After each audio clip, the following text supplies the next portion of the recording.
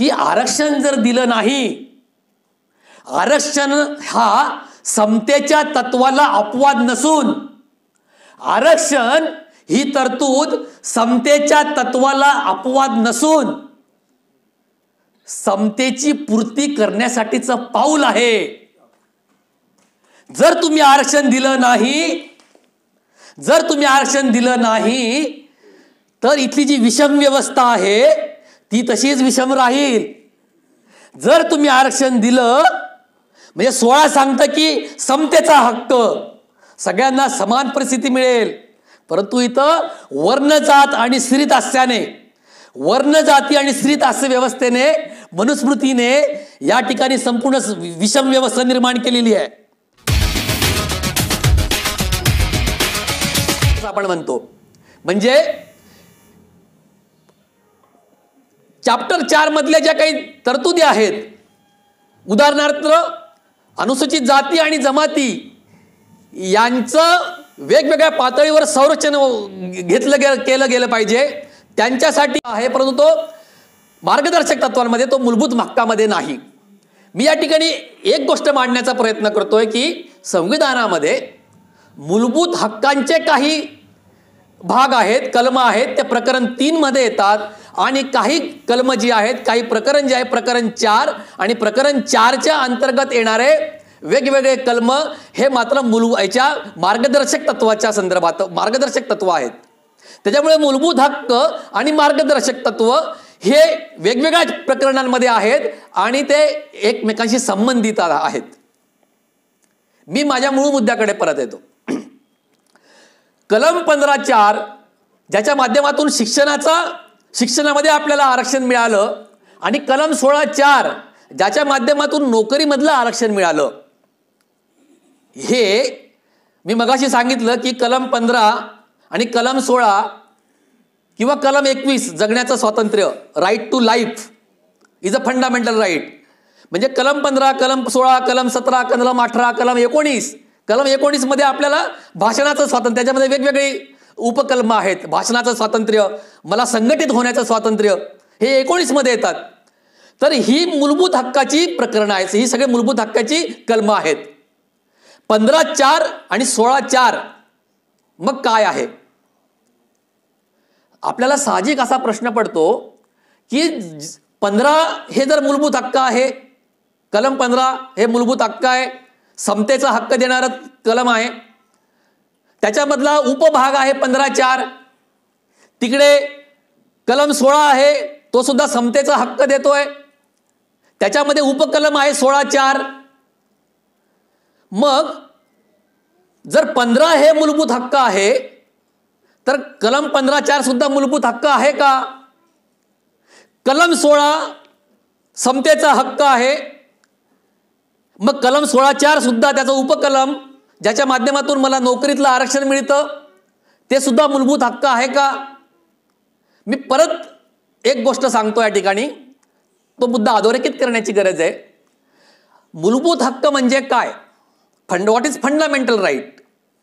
Fundamental right किंवा मूलभूत हक्काचा अर्थ असा आहे की जर तो कोणी हिरावून घेत असेल किंवा इतर कोणत्याही कारणास्तव तो नाकारला जात असेल किंवा तो मिळत नसेल, तो हक्क अधिकार मिळत नसेल, त्या अधिकाराचा, त्या हक्काचा उपभोग त्या एखाद्या व्यक्तीला घेता येत नसेल, तर त्या व्यक्तीला किंवा त्याच्या वतीने अन्य व्यक्तीला न्यायालयामध्ये दाद मागण्याचा हक्क आहे, त्याला आपण मूलभूत हक्क म्हणतो. मग मी या मुद्द्याकडे येतो की आरक्षणाचा हक्क, ज्याचं आज हे टायटल आहे, त्याचं शीर्षक आहे की स्वातंत्र्याची 75 वर्ष आणि आरक्षणाच्या हक्कापुढील आव्हाने. मी माझ्या मांडणीची सुरुवात जिथून केली की आरक्षण हा खरंच हक्क आहे का? आपण धरून चालतोय. आपण जेव्हा आपल्या सगळ्या लोकांमध्ये काम करत असतो, फिरत असतो, त्यावेळेस आपण हे गृहीत धरून चालतोय की मला हा आरक्षणाचा हा हक्क मिळालेला आहे. ठीक आहे, हक्क आहे, पण तो मूलभूत हक्क आहे का? तो सर्वसाधारण तरी हक्क आहे का? आणि मूलभूत हक्क तरी आहे का? याची चर्चा आपल्याला प्रामुख्याने आज करायची आहे. आणि तो केवळ प्रश्न मांडून या ठिकाणी आपण थांबणार नाही आहोत. त्याच्या सोल्युशनकडे तो सोडवला जावा, याच्याकडे आपल्याला पुढं जायचंय. म्हणून खरं आजची ही बैठक आहे, आजची ही चर्चा आहे. पुढचा प्रवास आपल्याला करायचा आहे त्या दिशेने. तर दोन्ही जे खांब आहेत लोकशाहीचे, भारतीय लोकशाहीचे, शासन संस्था, मग ती पार्लमेंट असेल, ती विधिमंडळ असतील, कायदे मंडळ आपण ज्याला म्हणतो, आणि दुसरीकडे प्रत्यक्ष सरकार, ज्याला इंग्रजीमध्ये एक्झिक्युटिव्ह म्हणतात. म्हणजे कायदे मंडळ एकीकडे आणि सरकार एकीकडे. तर एकूण कायदे मंडळ आणि सरकार, वेगवेगळे सरकार, मग ते काँग्रेसचं असेल, अजून भाजपाचं असेल, वेगवेगळ्या राज्यांमध्ये या सरकारांची शासन संस्था म्हणून ते वेळोवेळी या आरक्षणाच्या बद्दल काय भूमिका घेत आलेले आहेत. त्यांनी तरी हे मान्य केलेलं आहे का की आरक्षण हा हक्क आहे, किंबहुना त्याच्या पुढे जाऊन आरक्षण हा मूलभूत हक्क आहे. जर तो माझा आरक्षण मला एखाद्या कुणी नाकारलं, समजा महाराष्ट्र सरकारने जर नाकारलं, एकनाथ शिंदे आणि ईडीचं सरकार, एकनाथ शिंदे आणि देवेंद्र फडणवीस ईडीचं सरकार, या ईडीच्या सरकारने जर उद्या म्हटलं की आम्हाला नाही द्यायचं बीजे मेडिकल कॉलेजमध्ये तुम्हाला आरक्षण, असं जर या ईडी सरकारने ठरवलं, तर मी किंवा या ठिकाणी ज्येष्ठ विधिज्ञ बसलेले आहेत ॲडव्होकेट मोहन वाडेकर साहेब, ते न्यायालयामध्ये जाऊ शकतात का की नाही, तुम्हाला ईडी सरकारला अशा पद्धतीने आरक्षण नाकारता येणार नाही. आणि जर ते गेले न्यायालयामध्ये, तर न्यायालय काय म्हणणार आहे, न्यायालय काय म्हणत आलेलं आहे याबद्दल. त्याच्यामुळे मी मांडणी अशी करतोय की शासन संस्था म्हणून आरक्षणाला इथली वेगवेगळी सरकार हे मूलभूत हक्क मानतायत किंवा नाही. आणि मूलभूत हक्काचा संदर्भ मी देतोय की मूलभूत हक्क म्हणजे काय. जर तो नाकारला गेला तर तुम्ही न्यायालयामध्ये दाद मागू शकता. न्यायालयावर बंधनकारक आहे की त्याच्याबद्दल त्याची अंमलबजावणी करून घेणं, हा मूलभूत हक्काचा अर्थ. त्या परिप्रेक्ष्यामध्ये, त्या चौकटीमध्ये आरक्षण हा मूलभूत हक्क आहे का आणि शासन संस्था ही त्याच्याबद्दल काय भूमिका घेते. नंबर 2, न्यायालय काय भूमिका घेत आहेत, न्यायपालिका यामध्ये काय भूमिका घेत आहेत. आता आपण या ठिकाणी संविधानाचा जय जयकार करतो, केला आपण, भारतीय संविधान जिंदाबाद. ज्या संविधानामध्ये या शासन संस्थेला काही अधिकार दिलेले आहेत, न्यायपालिकेला काही जबाबदारी दिलेली आहे. न्यायपालिका इज द कस्टोडियन, म्हणजे judiciary is the custodian of the constitution. म्हणजे संविधानाचे रक्षण करण्याचं काम हे न्यायपालिकेचं काम आहे. कस्टोडियन म्हणतो आपण त्याला. आणि न्यायपालिका पण सांगते की आम्ही भारतीय संविधानाचे रक्षक आहोत. We are the custodians of the constitution. Okay, काय हरकत नाही, आहात तुम्ही, आम्हाला मान्य आहे. पण तुमची काय भूमिका आहे. न्यायपालिका या आरक्षणाच्या बद्दल मी मगाशी सांगितलं, ज्याचा उल्लेख केला, ज्याची सुरुवात केली, की जी Champakam Dorairajan versus state of Madras हे आलं प्रकरण, तेव्हा न्यायपालिकेने काय भूमिका घेतली. न्यायपालिकेने स्पष्टपणे आरक्षणाच्या विरोधात भूमिका घेतली आणि सांगितलं की अशा पद्धतीचं कम्युनल आरक्षण, जातीवर आधारित आरक्षण इथं काही चालणार नाही. ही पहिलेच लगेच 1951 साली घेतलेली भूमिका आहे सर्वोच्च न्यायालयाने. आणि त्याच्यातून बाबासाहेबांना मग कलम 15(4) हे संविधानामध्ये आणावं लागलं. इथपासून सुरुवात होतीये. न्यायपालिकाची काय भूमिका राहिलेली आहे. म्हणजे त्या ठिकाणी मद्रास राज्य, ज्या मद्रासला ही एक मोठी परंपरा राहिली सामाजिक न्यायाची. पेरियारांचं, बाबासाहेब पेरियार ही एक फार मोठी क्रांतिकारक चळवळ त्या ठिकाणी सामाजिक न्यायाची राहिली. त्या ठिकाणी अशा पद्धतीची गव्हर्नमेंट ऑर्डर येणं साहजिक होतं आरक्षणाची. परंतु ते सर्वोच्च न्यायालयाने ते नाकारलं आणि पुढं मग कलम 15(4) आलं. माझा मुद्दा या ठिकाणी सांगण्याचा असा आहे की अशा घटना घडत आहेत सातत्याने की ज्यामुळे आरक्षण हा हक्क सुद्धा राहत नाही किंवा त्याला मूलभूत हक्क म्हणून सुद्धा इथले राज्यकर्ते आणि न्यायपालिका मानायला तयार नाही. ही आत्ताची ही घडी, या घडीची त्याचा लिगल स्टेटस आहे. म्हणजे आरक्षणाच्या संदर्भामध्ये मी प्रश्नचिन्ह या ठिकाणी उपस्थित करतो की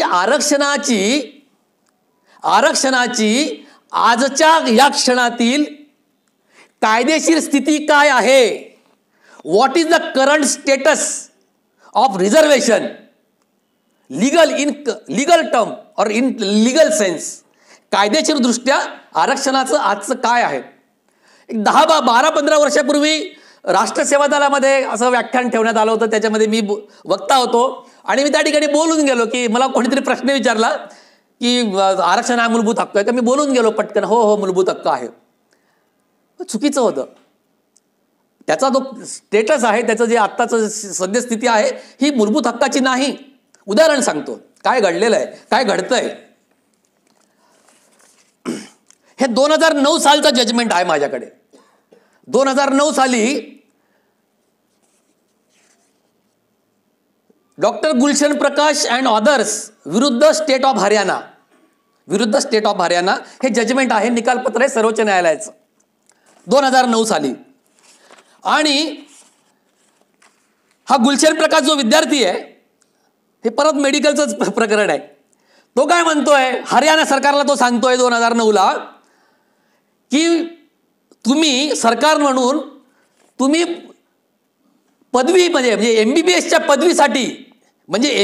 पदवीसाठी तुम्ही आरक्षण ठेवलेलं आहे, परंतु तुम्ही पदव्युत्तर अभ्यासासाठी म्हणजे MD किंवा MS हे जे MBBSच्या नंतर जे पुढचं शिक्षण आहे, पदव्युत्तर शिक्षण आहे, त्याच्यासाठी हरियाणा सरकारने आरक्षण ठेवलेलं नव्हतं.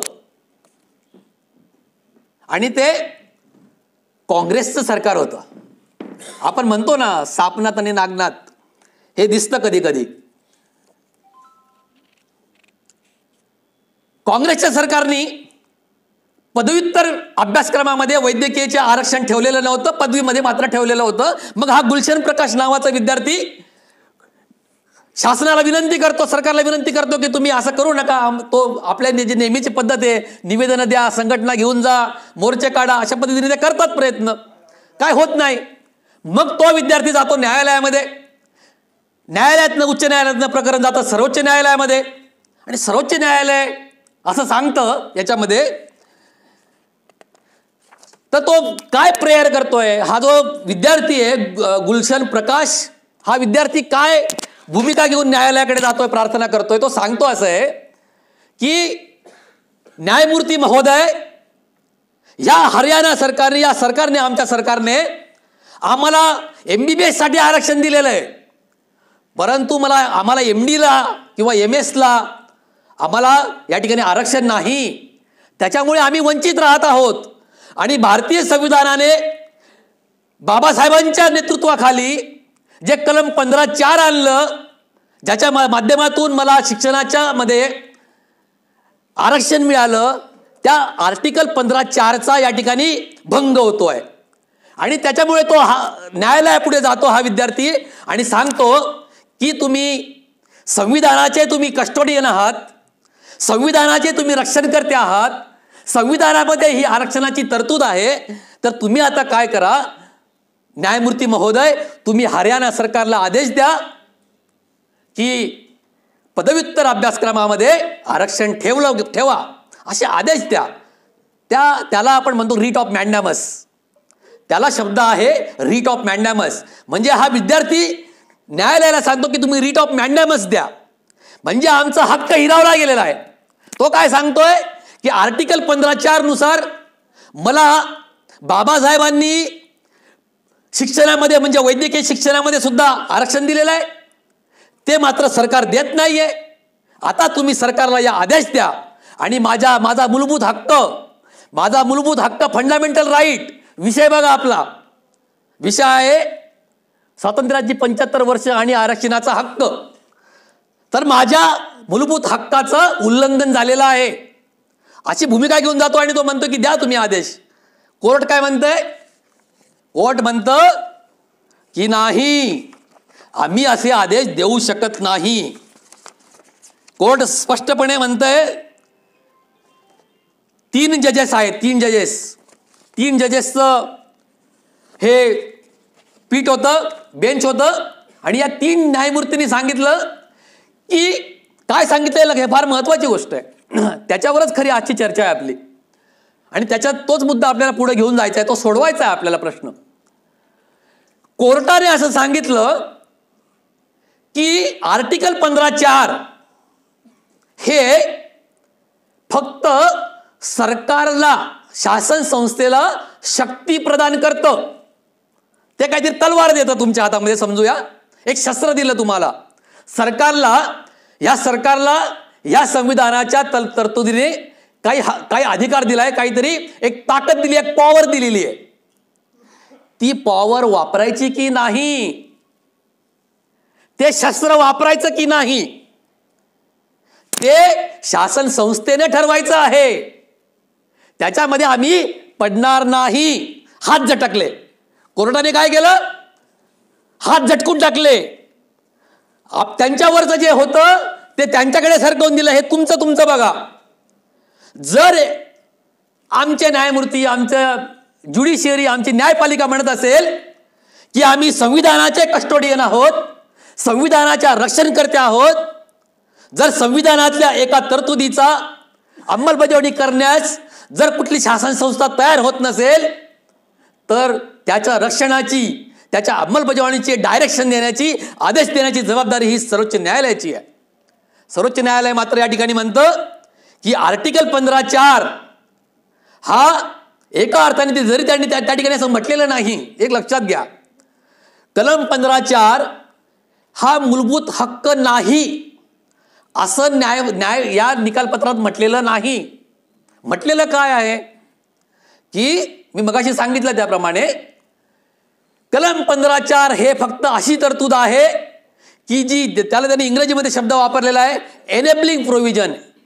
एनेबलिंग, ENABLING, एनेबलिंग प्रोव्हिजन म्हणजे काय, which enables the state, which enables the state, म्हणजे हे कलम शासन संस्थेला असा अधिकार देतं की तुम्हाला जर वाटलं तर तुम्ही आरक्षण द्या शिक्षणामध्ये. ही अशी प्रोव्हिजन आहे, असं न्यायालयाचं या ठिकाणी एकूण निष्कर्ष आहे. न्यायालयाचा फायनल निष्कर्ष याच्यामध्ये असा आहे की संविधानाचं कलम 15(4) हे यांनी फक्त हरियाणा सरकारला अधिकार दिलेला आहे, एक शस्त्र दिलेलं आहे, एक ताकद दिलेली आहे की तुम्ही आरक्षण वाटलं तर ठेवा, नाही तर नका ठेवू, हा ती तुमची मर्जी, आमचा काय संबंध नाही. अशा पद्धतीचं निकालपत्र आहे. मग प्रश्न असा येतो, जेव्हा सरकार स्वतःहून आरक्षण देत नाही, पदव्युत्तर अभ्यासक्रमामध्ये आरक्षण द्यायला नाही म्हणतंय, कोर्ट म्हणतंय की तुम्ही नाही देत, हा तुमचा प्रश्न आहे, तुम्हाला संविधानाने तुम्हाला अधिकार दिलेला आहे, तो अधिकार वापरायचा किंवा नाही हे तुम्ही ठरवा. ती तलवार दिलेली आहे, ती तलवार तुम्हाला काढायची, उपसायची की म्यान करून ठेवायची, तुम्ही तुमचा निर्णय घ्या. अशा पद्धतीचं हे जजमेंट येतं. दुर्दैव असं की या जजमेंटमध्ये जे चीफ जस्टिस ऑफ इंडिया होते ते KG बालकृष्णन साहेब होते, स्वतः शेड्यूल कास्ट होते. KG बालकृष्णन, केवढ्या गौरवाने, केवढ्या अभिमानाने आम्ही त्यावेळेस म्हणत होतो की आमचे चीफ जस्टिस ऑफ इंडिया आमचे KG बालकृष्णन साहेब झाले, शेड्यूल कास्ट झाले. त्यांनी कोणत्याही प्रकारे या संपूर्ण निकालपत्रामध्ये कोणत्याही पद्धतीने सामाजिक न्यायाची जी संपूर्ण चर्चा आहे, संविधानामधल्या सामाजिक न्यायाच्या तरतुदीची चर्चा आहे, उद्देश पत्रिका आहे, मार्गदर्शक तत्वांमध्ये त्याची तरतूद आहे, त्याची कुठेही चर्चा KG बालकृष्णन साहेब ह्या निकालपत्रामध्ये करताना दिसत नाही. या निकालपत्राचं अंतिम निष्कर्ष, अंतिम याचा निवाडा जर करायचा म्हटला तर ह्या निकालपत्राने स्पष्टपणे असं सांगितलेलं आहे, अधोरेखित केलेला, हायलाइट केलेला आहे की आरक्षण हा हक्क नाही, आरक्षण हा मूलभूत हक्क नाही. हे या निकालपत्राचं फायनल कन्क्लुजन आहे, याचा अर्थ आहे, हा अंतिम अर्थ या निकालपत्राचा आहे. हे झालं काँग्रेसच्या सरकारची भूमिका. म्हणजे एकीकडे बघा, एकीकडे सरकार, शासन संस्था, द स्टेट, शासन संस्था म्हणते की आम्ही काय बांधील, आम्ही काय तुम्हाला आरक्षण देत नाही PG मध्ये. कोर्ट पण म्हणतं हा सरकारचा अधिकार आहे. दोघं जे डेमोक्रेसीचे, संविधानाच्या संदर्भात ज्यांनी पालन केलं पाहिजे आणि त्याचं रक्षण केलं पाहिजे, पालन आणि रक्षण,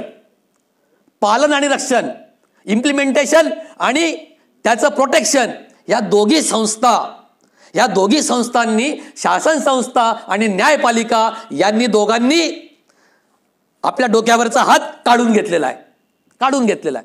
जबाबदारी झटकली आहे. दुसरीकडे आता हे जे आदरणीय आहिरे साहेबांनी जे सांगितलं, पदोन्नतीतलं आरक्षण काय चाललेलं आहे, सध्याची परिस्थिती काय? पदोन्नतीतलं आरक्षण आपल्याला माहिती की मगाशी ओबीसी आरक्षणाचा उल्लेख झाला. मी इथं बीजे मेडिकल कॉलेजच्या हॉस्टेलमध्ये होतो. 1989 साली व्हीपी सिंगांनी मंडल आयोगांना, पासवान साहेब होते.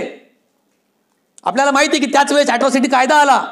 आपल्याला माहिती की बाबासाहेबांचं प्रतिमेचं त्या ठिकाणी संसदेमध्ये अनावरण हे तेव्हा झालं, हे आपल्याला माहिती आहे. 1989 साली मंडल आयोग आला. आम्ही त्या मंडल आयोगाच्या बाजूने या ठिकाणी बरेच ॲडव्होकेट मोहन वाडेकर साहेब त्यांच्या नेतृत्वामध्ये सगळा फार मोठं पुण्यामध्ये आंदोलन उभी राहिली होती मंडल आयोगाच्या बाजूने. आम्ही त्याच्यामध्ये होतो. ओबीसी मात्र काळे झेंडे लावले की काळ्या फिती लावत होते ओबीसी. त्यांना वाटत होतं की SC ST लाच काहीतरी मिळालं.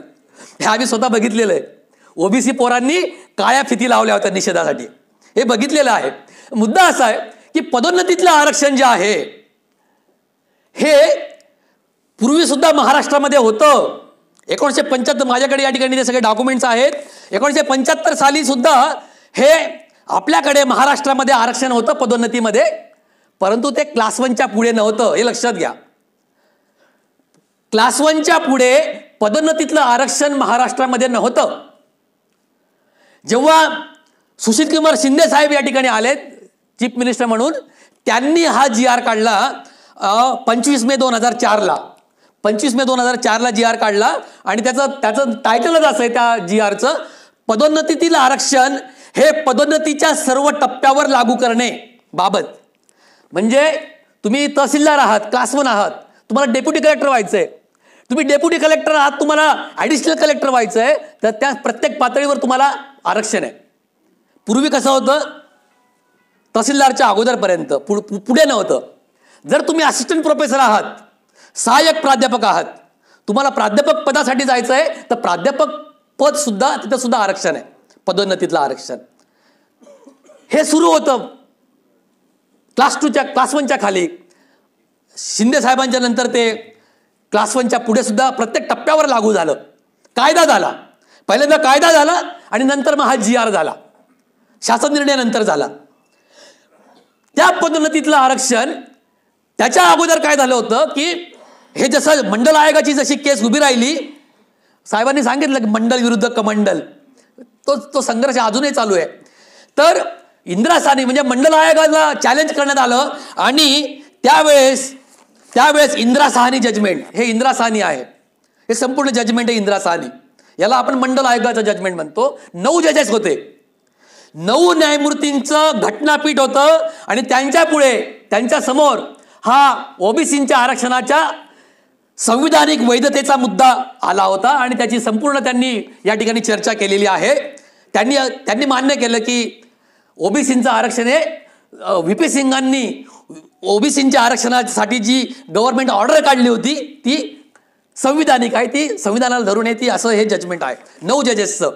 ह्या 9 जजेसमध्ये या जजमेंटमध्ये असं आलं, वेगवेगळ्या चर्चा आलेल्या आहेत. आपल्याला माहिती की क्रिमी लेअरचा जो मुद्दा आहे, क्रिमी लेअर हे या जजमेंटमुळे लागू झालं. क्रिमी लेअर हा प्रकार पूर्वी नव्हता, हे जजमेंटमधून आलं. त्याचप्रमाणे पदोन्नतीतलं आरक्षण जे आहे त्याला इंदिरा साहनीच्या न्यायमूर्तींनी नाकारलं. ते म्हटले हे संविधानिक नाही आणि त्याच्यामुळे पदोन्नतीतलं आरक्षण या निकालामुळे रद्द झालं. त्याच्यामुळे 1995 साली घटना दुरुस्ती झाली आणि कलम 16(4) मी मगाशी सांगितलं आरक्षण देतं सरकारी आणि निमसरकारी संस्थांमध्ये. 16(4)(अ) नव्हतं, 16(4)(ए) नव्हतं, पूर्वी ओरिजिनली नव्हतं. इंदिरा साहनीचं जे निकालपत्र आलं ज्याच्यामुळे पदोन्नतीतलं आरक्षण नाकारलं गेलं, ते निकालपत्र, त्या निकालातला जो आदेश तो रद्द ठरवण्यासाठी घटना दुरुस्ती झाली आणि नवीन कलम 16(4)(अ) आलं आणि त्याच्या माध्यमातून पदोन्नतीतलं आरक्षण हे रेग्युलर झालं, त्याला मान्यता मिळाली. आज ते आरक्षण, पदोन्नतीतलं आरक्षण हे संविधानामध्ये 16(4) नुसार आहे. तरी सुद्धा महाराष्ट्रामध्ये 2017 पासून पदोन्नतीतलं आरक्षण थांबलेलं आहे. हजारो SC ST आणि VJNTचे कर्मचारी आणि अधिकारी हे मोठमोठ्या पदांपासून वंचित राहिलेली आहेत. ती मंडळी त्या पदांवर गेल्यावर काय करते आपल्यासाठी, काय करत नाही याची चर्चा वेगळी होऊ शकते.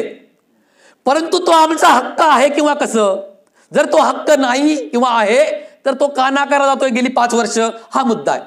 आणि अशा पद्धतीची जे महाराष्ट्रामध्ये घडलं त्याच पद्धतीनं उत्तराखंडमध्ये सुद्धा घडलं. गेल्या 5 वर्ष महाराष्ट्रामध्ये पदोन्नतीतलं आरक्षण थांबलेलं आहे. लोक वाट बघतायत. लोक चीफ सेक्रेटरी होऊ शकतात. आता एक्झिक्युटिव्ह इंजिनियर आहेत ते चीफ इंजिनियर होऊ शकतात. परंतु पदोन्नतीतलं आरक्षण नसल्यामुळे, थांबल्यामुळे, त्याच्यावर स्टे आहे, स्थगिती आहे, त्याच्यामुळे आज ही माणसं एक तर रिटायर झाली किंवा वाट बघत बसली आहेत. आणि इतर सगळ्या वर्गांचं पदोन्नतीतलं आरक्षण मात्र सुरू आहे.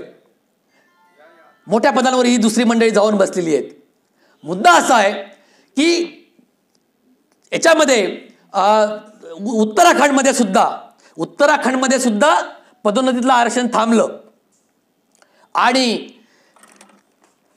त्यानंतर उत्तराखंडमध्ये जे ॲग्रीव्ड कर्मचारी होते, म्हणजे ज्यांचे हक्क हिरावले गेले, ते न्यायालयामध्ये गेले, उच्च न्यायालयामध्ये गेले, सर्वोच्च न्यायालयामध्ये गेले आणि त्यांनी सर्वोच्च न्यायालयापुढे मागणी केली की उत्तराखंड सरकार हे पदोन्नतीतलं आरक्षण देत नाहीये. आधी हायकोर्टाकडे गेले. हायकोर्टाने सांगितलं, आता काय झालं मध्ये, मी किती वेळ घेऊ,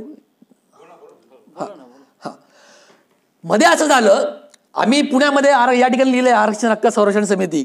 आम्ही पुण्यामध्ये 2002 सालापासून आरक्षण हक्क संरक्षण समितीच्या माध्यमातून अनेक वेगवेगळी आंदोलने केली, चर्चासत्र घेतले, मोर्चे काढले. त्याच्यामध्ये साथी आदरणीय वसंत साळवे साहेब होते. पुण्यातले सगळे आपल्या आंबेडकरी चळवळीतले सगळ्याच संघटनांमधले कार्यकर्ते याच्यामध्ये त्या आरक्षण हक्क समितीमध्ये काम करत होते.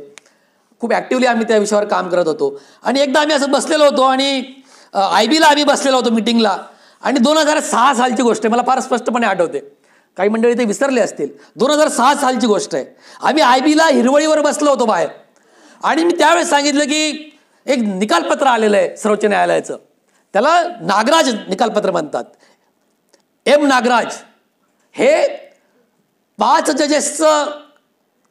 जजेस असलेलं घटनापीठ होतं. आणि या 5 जजेसनी निकालपत्र दिलं. आणि त्या निकालपत्राचं वैशिष्ट्य असं आहे, त्याच वेळेस आम्ही बोललो होतो की हे फार धोकादायक निकालपत्र ठरणार आहे 2006 साली. आणि त्याची नोंद आपण चळवळीने सुद्धा त्याची नेमकी नोंद घेतली नाही, त्याच्याकडे दुर्लक्ष केलं. त्याच्यामुळे 2017 सालापासून आपल्याला पदोन्नतीतलं आरक्षण जे थांबलंय त्या आपल्या दुर्लक्षामुळे थांबलंय. आपण तो मुद्दा त्यावेळेस लक्षात घेतला नाही. हे जे M नागराज जे निकालपत्र आलं सर्वोच्च न्यायालयाचं 5 जजेसचं, त्याच्यामध्ये फार धोके आले होते. त्याच्यात त्यांनी सांगितलं, काय सांगितलं, मी मगाशी उल्लेख केला की पदोन्नतीतलं आरक्षण हे इंदिरा साहनीच्या OBC जजमेंटमध्ये सर्वोच्च न्यायालयाने नाकारलेलं होतं. मग त्याच्यानंतर कलम 16(4) आलं, घटना दुरुस्ती झाली आणि कलम 16(4) आलं. नंतर कलम 16(4) आलं 2001 साली. हे अजून वेगळं आलं. तर हे जे नवीन कलम आली संविधानामध्ये 16(4) आणि 16(4) या घटनादुरुस्तींमुळे काय झालं, या घटनादुरुस्तींमुळे आपलं पदोन्नतीतलं आरक्षण हे व्यवस्थित सुरू झालं. परंतु जे सवर्ण मंडळी होती ते काय गप्प बसलीत का नाही, ते सर्वोच्च न्यायालयात गेली आणि त्यांनी M नागराज प्रकरण दाखल केलं. आणि सर्वोच्च न्यायालय म्हटलं की हे ज्या घटनादुरुस्ती झालेल्या आहेत या बरोबर आहेत, या संविधानिक आहेत, या संविधानाला धरून घटनादुरुस्ती झालेल्या आहेत, पदोन्नतीतलं आरक्षण द्यायला हरकत नाही. हे या M नागराजमध्ये मान्य झालं. पण त्यांनी काय सांगितलं, त्यांनी ट्रिपल टेस्ट सांगितली. आता तुम्ही ऐकत असाल, जाणकार मंडळी जी आहेत, जे वृत्तपत्र गांभीर्याने वाचतात, त्यांच्या हे लक्षात आलं असेल की OBC आरक्षण जे आहे महाराष्ट्रातलं स्थानिक स्वराज्य संस्थांमधलं, स्थानिक स्वराज्य संस्था, नगरपालिका, महानगरपालिका, जिल्हा परिषदा, ग्रामपंचायती, याच्यातलं जे OBCचं आरक्षण आहे ते थांबलेलं होतं महाराष्ट्रामध्ये. आता गेल्या आठवड्यात त्याला हिरवा कंदील मिळाला सर्वोच्च न्यायालयाचा. तर त्याला ट्रिपल टेस्ट आहे. ट्रिपल टेस्ट ही काय ट्रिपल टेस्ट आहे? ही एम नागराजमधनं आली. ज्या ट्रिपल टेस्टचा मुळे ओबीसींचं आरक्षण गेले काही दिवस थांबलं होतं आणि आपली पुण्यातली मंडळी ज्या आपल्या वॉर्डातल्या आरक्षणाची आपण याची वाट बघत आहोत, पुणे महानगरपालिकेच्या निवडणुकीची, ती 1 वर्ष लांबली जवळपास आता.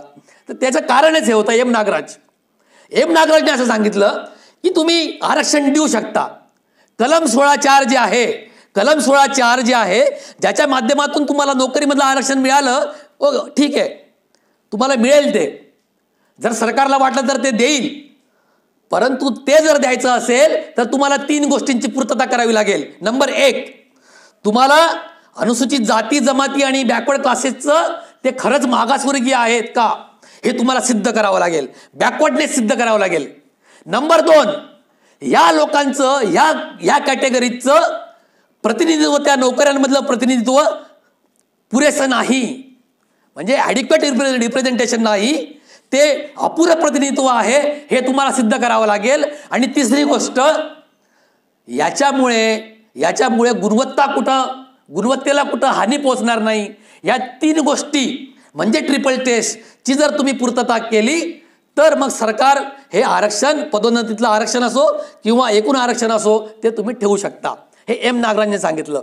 आणि ही ट्रिपल टेस्टची अंमलबजावणी, त्याचा अभ्यास महाराष्ट्र सरकारने केला नाही, म्हणून 2017 सालापासून उच्च न्यायालयाने आपलं आरक्षण, पदोन्नतीतलं आरक्षण थांबवलं आणि सर्वोच्च न्यायालयाने त्याच्यावर स्टे दिला आणि सर्वोच्च न्यायालयाने तो स्टे उठवलेला नाही. स्थगिती उठवलेली नाही, म्हणून पदोन्नतीतलं आरक्षण आता थांबलेलं आहे. तर अशा प्रकारे मी परत त्या उत्तराखंडकडे येतो.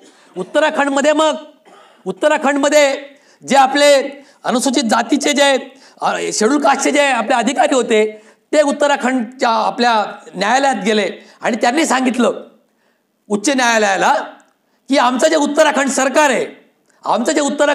आहे, जी ट्रिपल टेस्ट आहे एम नागराजने सांगितलेली, त्याची काही पूर्तता करत नाहीये. त्यांनी काय सांगितलं आपल्या शेड्यूल कास्टच्या लोकांनी, अधिकाऱ्यांनी, की एम नागराजने ज्या ट्रिपल टेस्ट सांगितल्या त्याची पूर्तता उत्तराखंड सरकार करत नाहीये, ते त्याचा अभ्यास करत नाहीये. त्यांनी केलं पाहिजे. काय केलं पाहिजे उत्तराखंड सरकारने? तर त्यांनी अभ्यास केला पाहिजे, एक समिती नेमली पाहिजे आणि अनुसूचित जातीचं आणि जमातीचं सरकारी नोकऱ्यांमधलं प्रतिनिधित्व पुरेसं नाही, हा डेटा समोर आणला पाहिजे, ही माहिती समोर आणली पाहिजे आणि ती आणून त्यांनी ते न्यायालयापुढे समोर ठेवली पाहिजे आणि मग आम्हाला पदोन्नतीतलं आरक्षण सुरू केलं पाहिजे. कोर्टाकडे गेले, हायकोर्टाने सांगितलं बरोबर आहे तुमचं म्हणणं. हायकोर्टाने काय सांगितलं? हो बरोबर आहे. हायकोर्टाने तिथल्या उत्तराखंड सरकारला आदेश दिला की तुम्ही हा डेटा जो मागतायत ना ही मंडळी, हा देऊन टाका. ही जी माहिती ही मंडळी मागतायत अनुसूचित जातीची, ही माहिती तुम्ही तयार करा आणि देऊन टाका. विरोधक जी मंडळी होती, सवर्ण मंडळी, त्यांनी त्या उच्च न्यायालयाच्या आदेशाला चॅलेंज केलं सर्वोच्च न्यायालयामध्ये आणि ते चॅलेंज म्हणजे हे निकालपत्र आहे. त्या निकालपत्राचं नाव आहे Mukesh Kumar versus state of Uttarakhand, म्हणजे मुकेश कुमार विरुद्ध उत्तराखंड राज्य, हे ते निकालपत्र आहे. हे 2020 सालचं निकालपत्र आहे, 2020चं. या निकालपत्रात सर्वोच्च न्यायालयाने काय सांगितलं तेवढं मी मांडेल आणि सोल्युशनकडे जाऊन मी थांबेल. उत्तराखंडच्या या केसमध्ये सर्वोच्च न्यायालयाने असं सांगितलेलं आहे, नागेश्वर राव आणि इतर 2 जजेस त्याच्यामध्ये होते, नाही 2 जजेसचं जजमेंट आहे, 7 फेब्रुवारी 2020. नागेश्वर राव आणि हेमंत गुप्ता यांनी याच्यामध्ये सांगितलं, काय सांगितलं की बाबा हायकोर्टाने जे सांगितलंय ना, निकाल दिलेला आहे ना, की अशा पद्धतीचा जो डेटा आहे, अशा पद्धतीची माहिती आहे, ती तुम्ही संकलित करा आणि त्याच्यावर तुम्ही पदोन्नतीतलं आरक्षण ठेवा किंवा काय तो निर्णय घ्या. हा जो हायकोर्टाने दिलेला आदेश आहे हा चुकीचा आदेश आहे, हा संविधानिक आदेश नाही. त्याच्यामुळे हायकोर्टाचा आदेश हा एरॉनिक आहे, चुकीचा आहे, तो संविधानिक नाही. त्याच्यामुळे तो आम्ही आदेश रद्द करतोय. अशा पद्धतीचं रिट ऑफ मॅन्डॅमस म्हणजे अशा पद्धतीचे डायरेक्शन शासन संस्थेला देण्याचे अधिकार कलम 16(4) नुसार नाहीत असं सर्वोच्च न्यायालयाने सांगितलंय. सर्वोच्च न्यायालय या ठिकाणी दोन गोष्टी सांगतंय. काय सांगतंय की अशा पद्धतीचा माहिती संकलित करण्याचे आदेश देण्याचे अधिकार शासन संस्थेला अशा पद्धतीचे आदेश देण्याचे अधिकार हे हायकोर्टाला नाहीत. त्यांनी ते देऊ नयेत. दिलेत ते चुकीचे आहेत. नंबर 1. नंबर 2, त्यांनी असं सर्वोच्च न्यायालयाने सांगितलं की हे 15(4) 16(4) जे आहे, मगाशी मी 15(4) बद्दल बोललो होतो, शिक्षणातल्या आरक्षणाबद्दल बोललो होतो. आता हे 16(4) बद्दल आहे, म्हणजे नोकऱ्यांमधलं आरक्षणाबद्दल. सर्वोच्च न्यायालय असं म्हणतं की ही जी 16(4) जे आहे, कलम 16(4) जे आहे ते सुद्धा फक्त सरकारला, शासन संस्थेला फक्त अधिकार देतं, शस्त्र देतं, तलवार देतं की बाबांनो, तुम्हाला जर वाटलं तर तुम्ही नोकऱ्यांमधलं आरक्षण ठेवा. जर सरकारला वाटलं आरक्षण ठेवण्याची गरज नाही तर सरकारला ते ठेवण्याची गरज नाही, ते ठेवणार नाही आणि ते ठेवावं. बघा सर्वोच्च न्यायालय काय म्हणतंय की अशा पद्धतीचा माहिती संकलित करण्याचे आदेश देण्याचे अधिकार कोर्टाला नाहीत. नंबर 2, जर सरकारला वाटलं की आरक्षण ठेवायचं नाही, असा जर सरकारचा निर्णय झालेला असेल तर ते सरकारचा निर्णय आहे, त्याच्यामध्ये हस्तक्षेप करण्याची आम्हाला गरज नाही.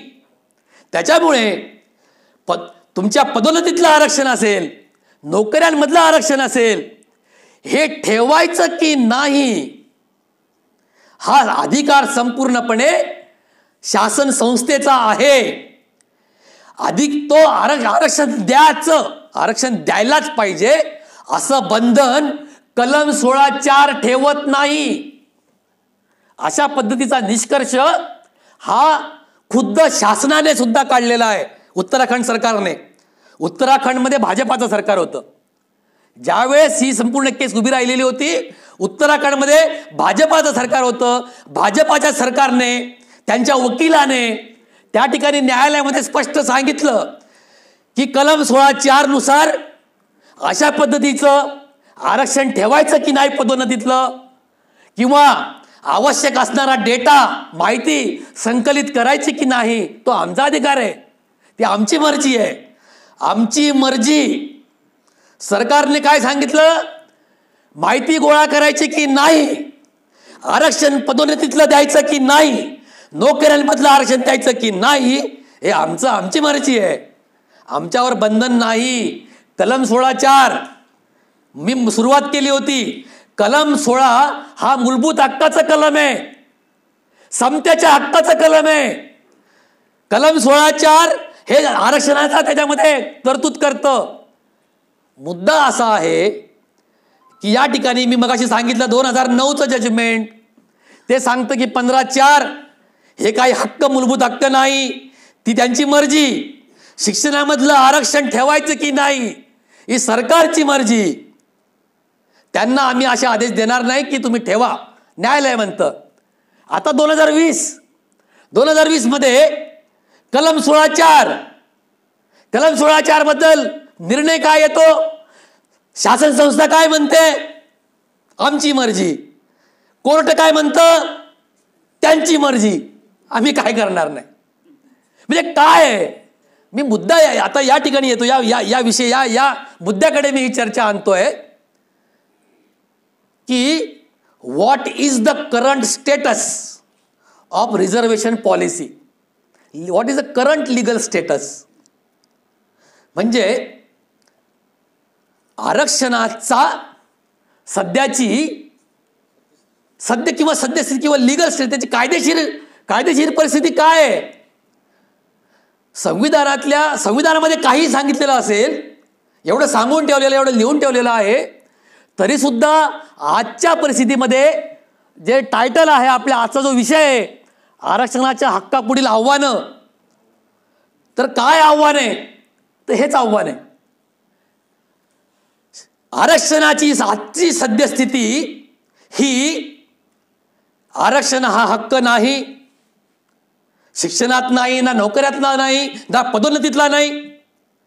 आरक्षण हा मूलभूत हक्क तर अजिबात नाही.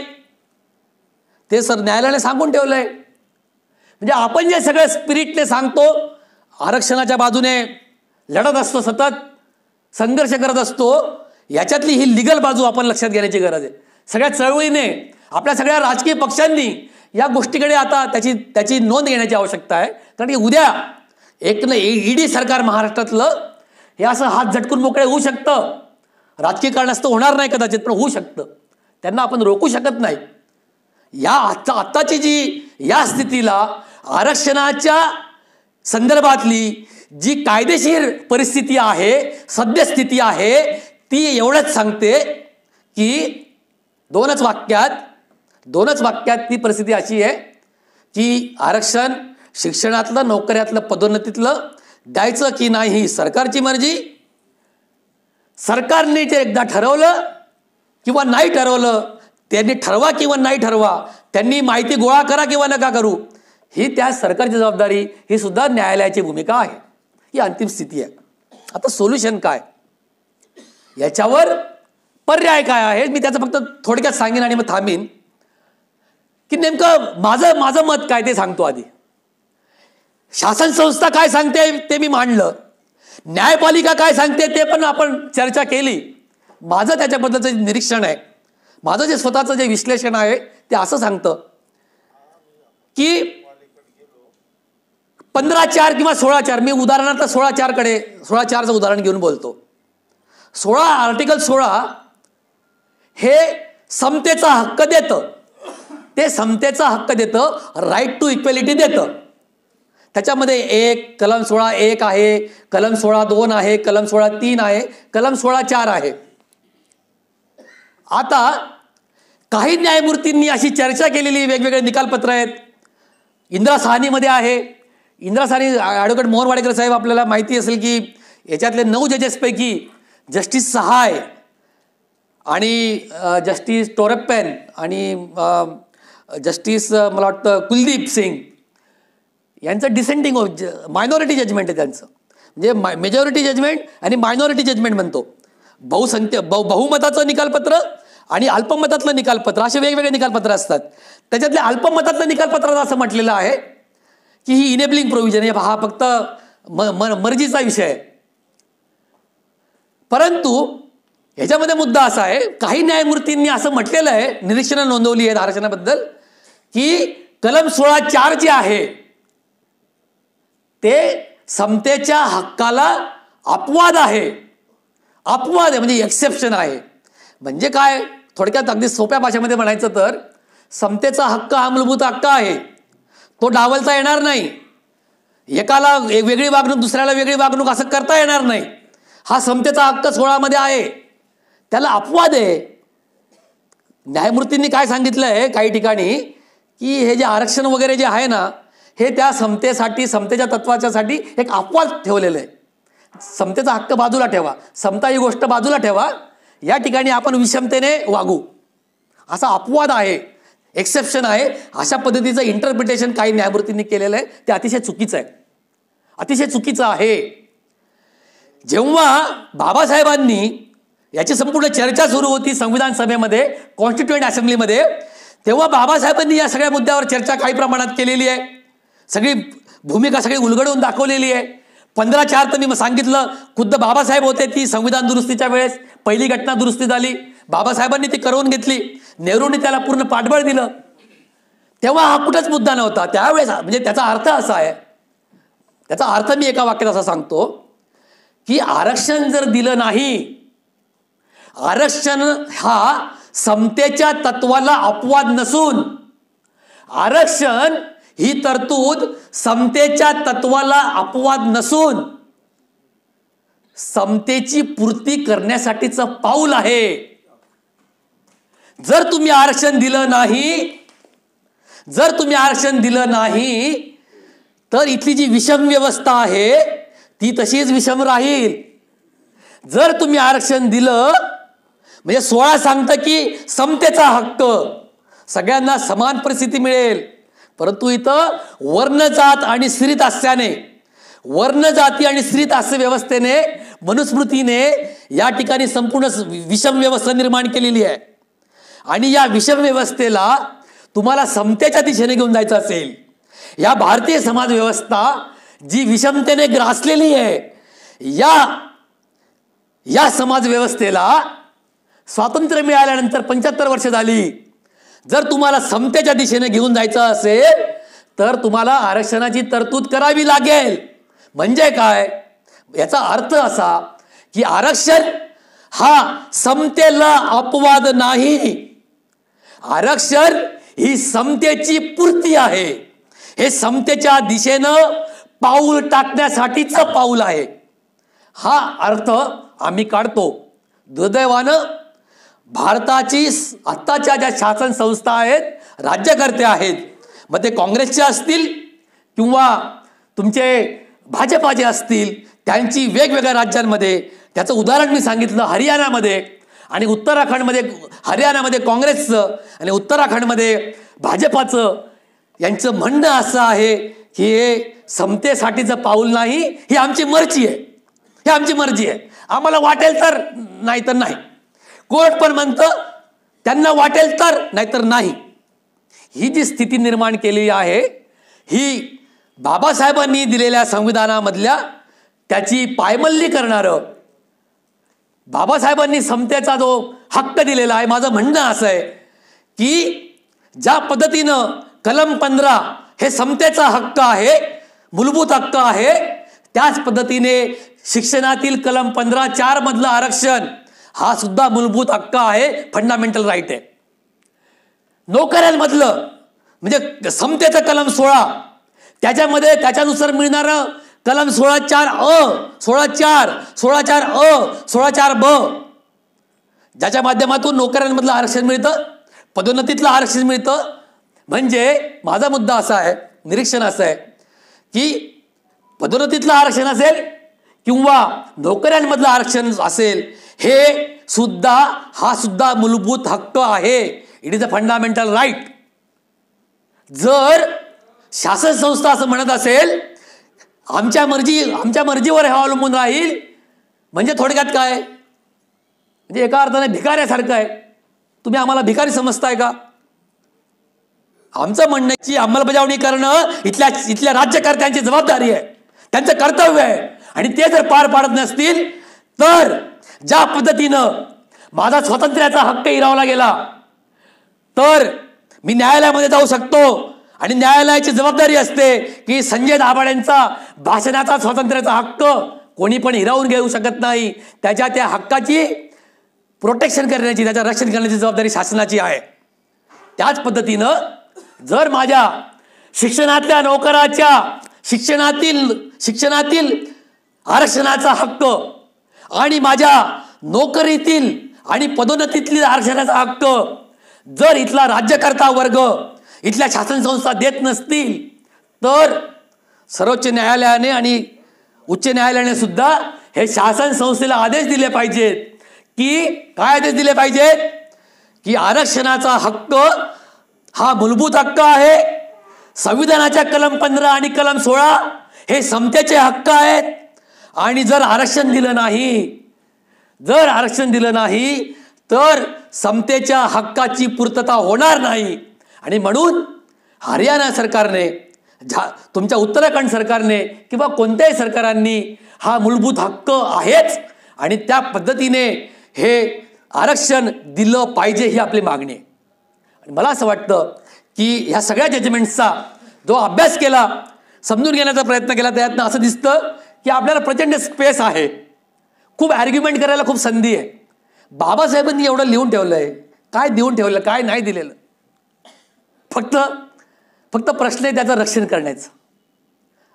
बाबासाहेबांची चळवळ आहे, आंबेडकरी चळवळ, जाज्वल्य इतिहास आहे. दलित पॅंथर, त्याचा आपण आज 50 वर्ष त्याची आता नुकतीच झाली.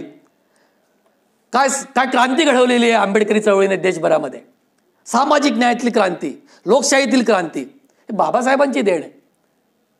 आपली जबाबदारी, बाबासाहेबांनी काय नाही दिलं, म्हणजे जेव्हा बाबासाहेब आपण वाचण्याचा प्रयत्न करतो, संविधानातले एक एक शब्द समजून घेण्याचा प्रयत्न करतो. बाबासाहेबांनी संविधान सभेमध्ये केलेला झगडा आपण बघण्याचा प्रयत्न करतो.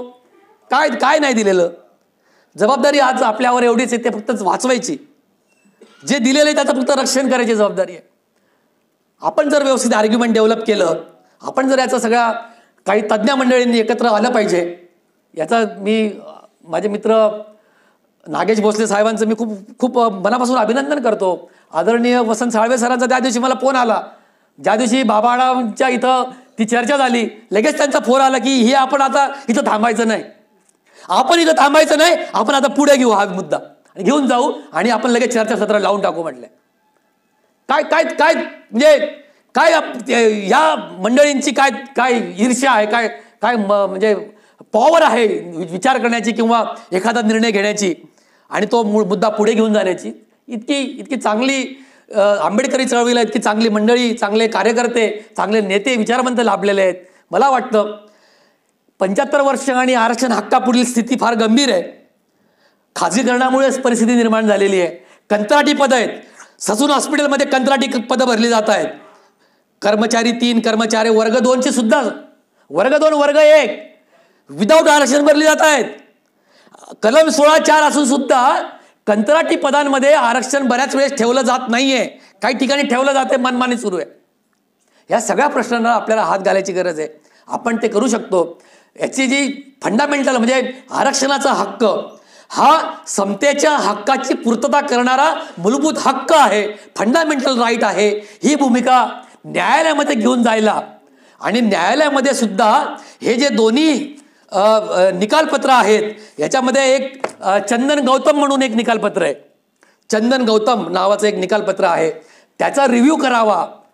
ह्या आता मी सांगितलं Mukesh Kumar versus state of Uttarakhand याचा सुद्धा पुनर्विचार करावा. अशी पुनर्विचार याचिका ज्याला आपण रिव्ह्यू पिटिशन म्हणतो, रिव्ह्यू पिटिशन पुनर्विचार याचिका दाखल करण्याची हक्क आपला अधिकार आपल्याला आहेत.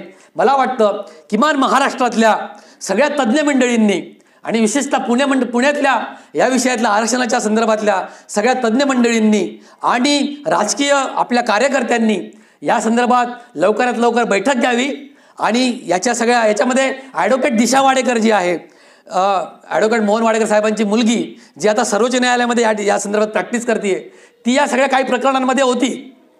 जर्नेल सिंग, इंदिरा जयसिंग यांच्यासोबत जर्नेल सिंगचं जे जजमेंट आहे त्याच्यामध्ये ती स्वतः होती. तर तिचं सुद्धा असंच मत आहे की आपण या संदर्भात रिव्ह्यू पिटिशन दाखल करावं. मला वाटतं आपण ॲडव्होकेट दिशा वाडेकरांना एकदा या संदर्भात चर्चा करायला, मार्गदर्शन करायला बोलवावं आणि या संदर्भात पिटिशनची तयारी करावी अशी या ठिकाणी अपेक्षा व्यक्त करतो. आणि तुम्ही सगळ्यांनी जवळपास माझं 1 तास चाललेलं भाषण आपण मांडणी अतिशय शांतपणे ऐकून घेतली, त्याबद्दल मी तुमचे फार आभार मानतो. जय भीम, इन्क्लाब जिंदाबाद, भारतीय संविधान जिंदाबाद.